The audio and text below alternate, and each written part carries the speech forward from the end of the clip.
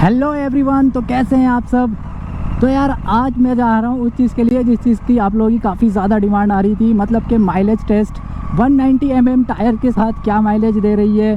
तो ये चीज़ बहुत लोगों की क्वायरी थी, तो मैंने सोचा क्यों ना एक वीडियो बना के डाल दूँ। और मैं बताऊँ तो यार माइलेज मैंने अभी तक खुद इसका कुछ चेकआउट नहीं करा। ज़्यादातर मैंने ये बाइक जो चलाई है वो सिटी में चलाई है और काफ़ी ज़्यादा जाम में चलाई है, और साथ में पिलियन भी होता ही है अक्सर मेरे। अभी फ़िलहाल कोई पिलियन नहीं है, लेकिन थोड़ी देर बाद पिलियन भी होगा। और ये हर तरीके का एक टेस्ट हो जाएगा, मतलब एप्रिलिया का विद पिलियन, विदाउट पिलियन, सारी चीज़ें लगा के स्पोर्ट्स मोड, रैन मोड और आपका इको मोड, तीनों मोड के साथ क्या यहाँ पे माइलेज दिखा रही है, ये क्या माइलेज दे रही है, ये सारी चीज़ें अभी दिख जाएंगी हमें। तो अभी सबसे पहले हम जाएंगे पेट्रोल पंप, और पेट्रोल पंप से पेट्रोल पहले फुल कराएंगे। टैंक टू टैंक वाला यहाँ पे एक टेस्ट करेंगे हम, और फुल कराने के बाद फिर बाइक करीब 40-50 किलोमीटर में भी उससे ज़्यादा चलाएं। उसके बाद देखेंगे एट दी एंड क्या रिज़ल्ट निकल कर आता है, क्या माइलेज देती है बाइक। तो उसके लिए वीडियो को बिल्कुल एंड तक देखना, बने रहना। अभी चलते हैं फटाफट, पेट्रोल पंप आने वाला है, पेट्रोल फुल करवाते हैं और देखते हैं कि टैंक टू टैंक क्या माइलेज निकल कर आती है। फुल कर दो। अंधेरा कैसे है इतना यहाँ।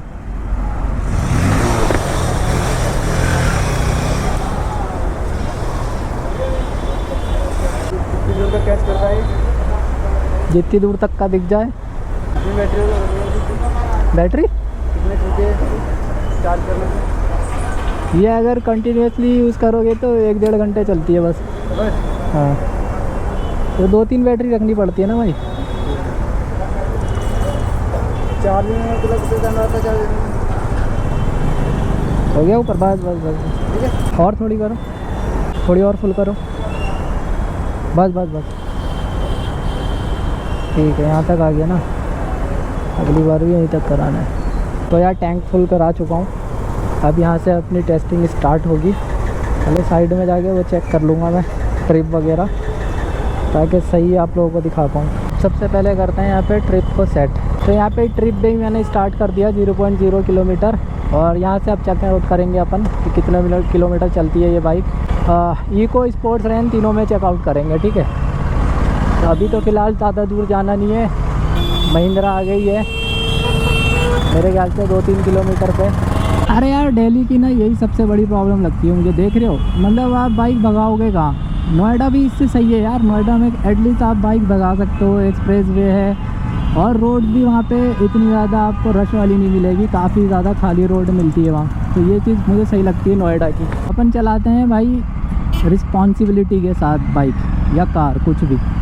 ये नहीं कि यार कहीं से भी बस निकालनी ही है, चाहे अपने चक्कर में अगले पे भी तुम दिक्कत डाल दो, तो वो सीन नहीं रहता अपना। और सबसे बड़ी जो पहचान होती है एक छपरी इंसान होने की, वो यही होती है कि वो रैश राइडिंग करता है काफ़ी ज़्यादा। तो वो चीज़ मैं नहीं करता हूँ यार बिल्कुल भी, क्योंकि मुझे पता है be a responsible rider, be a responsible citizen. Cutting putting ये सारी चीज़ें मारने को मार लूँ भाई, ये सब बहुत पहले करते थे जब इतने ज़्यादा मैच्योर नहीं थे, दिमाग नहीं था इतना, तो हवाबाजी में कर लेते थे 11th-12th क्लास की बात में। अभी तो ऐसा है, पता है भाई क्या कॉन्सिक्वेंसेस है उसके, और मतलब बाहर से देखने में वो चीज़ें कैसी लगती है। अगर कोई और आपके सामने ऐसे करके जाता है तो आप क्या फ़ील करते हो उसके बारे में, आप कहीं इम्प्रेस नहीं होते उससे, बल्कि आप खुद भी यही सोचते हो कि अबे क्या है यार ये सब बचपना। तो इसीलिए यार as a responsible rider bike को राइड किया करो, इतनी रैश ड्राइविंग करके कुछ करना नहीं है, ठीक है। और फोकस भी रखो, ये नहीं कि बस भगा रहे हो, जहाँ पे भगाने वाली जगह है वहाँ भगाओ, कोई दिक्कत नहीं है।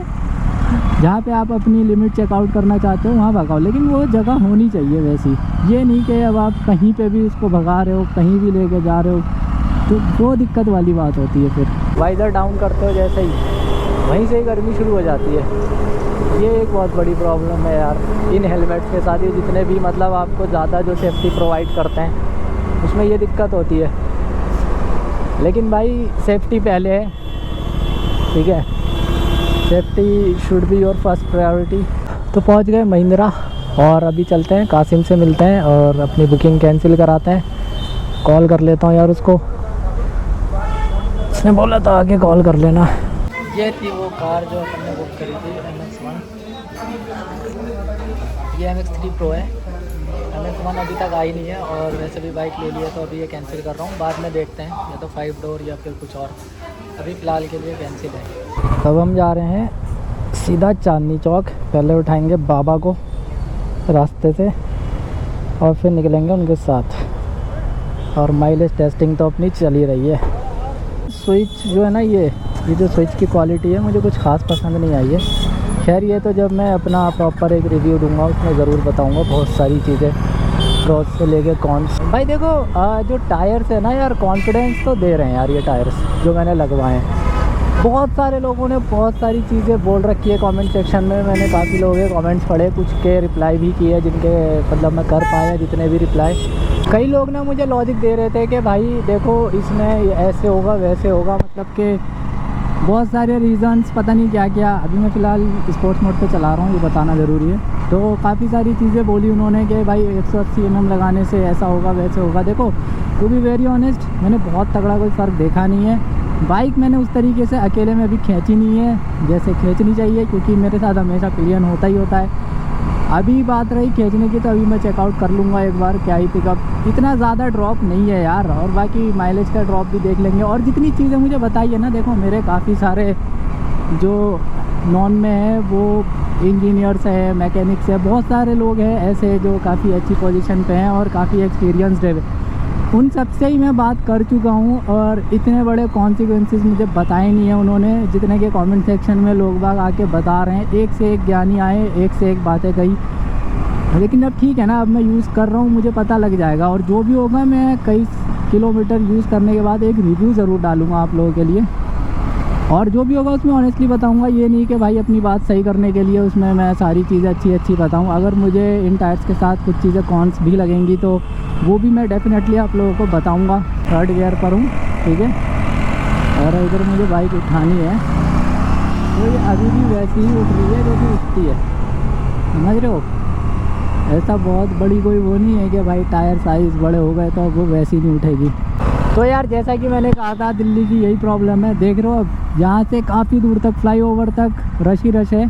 और मैं अभी रिंग रोड पे हूँ, चांदनी चौक जा रहा हूँ जैसा कि मैंने आप लोगों को बताया पहले भी। अब यहाँ से भी एक टेस्टिंग पता लग जाएगी। इको मोड पे चला रहा हूँ फ़िलहाल क्योंकि जाम है। अभी थोड़ी दूर आगे जाके इसको स्पोर्ट्स मोड पे भी करूँगा मैं। और पिलियन है अब अपने साथ, देख सकते हो मिरर में। तो अब एक आइडिया मिल जाएगा। थोड़ी देर मैंने खुद चलाई है अकेले, अब थोड़ी देर पिलियन को बिठा के चलाएंगे और फिर एक रिज़ल्ट पे हम लोग आएंगे। तो चांदनी चौक आ चुका हूँ और यहाँ से बस थोड़ी दूर में ही अपनी मार्केट है जो पूछा चौधरी मार्केट है। वहीं पे जाके अपन चेकआउट करते हैं, उसके बाद घर वापस जाएंगे पेट्रोल पंप पे और पेट्रोल फुल कराएंगे, मतलब टंकी फुल कराएंगे और देखेंगे क्या माइलेज दी है बाइक ने। अभी चलते हैं, पहले फटाफट बैटरी लेते हैं। चांदनी चौक का काम ख़त्म हो चुका है, अपना बैटरी ले ली है और अभी यहाँ से निकलते हैं और सीधा चलेंगे पेट्रोल पंप। वो भी यहाँ वाले नहीं, घर वाले, ताकि थोड़े किलोमीटर्स और हम लोग कर लें। इस बाइक में पता है जो सीट है ना, इसकी बैक सीट जो है मतलब पिलियन सीट, वो देखने में ऐसा लगता है बहुत ज़्यादा नैरो है, बहुत छोटी है, कंफर्टेबल नहीं है। लेकिन ऐसा कुछ नहीं है। अभी तक जितने भी मैंने पिलियंस बिठाए हैं उन्हें इतनी ज़्यादा दिक्कत नहीं हुई है पीछे बैठ के, जितनी कि R15 पे या फिर उस टाइप की किसी भी बाइक में होती है। तो वैसी दिक्कत फेस नहीं करी है किसी ने। हाँ, ये चीज़ अच्छी लगी मुझे इस बाइक की कि पिलियन बैठ के आराम से चल सकता है कहीं भी आपके साथ। ऐसा नहीं है कि भाई पिलियन 2 किलोमीटर बाद ही गए कि भैया उतार दे मुझे, तो वो चीज़ यहाँ पे नहीं दिखेगी।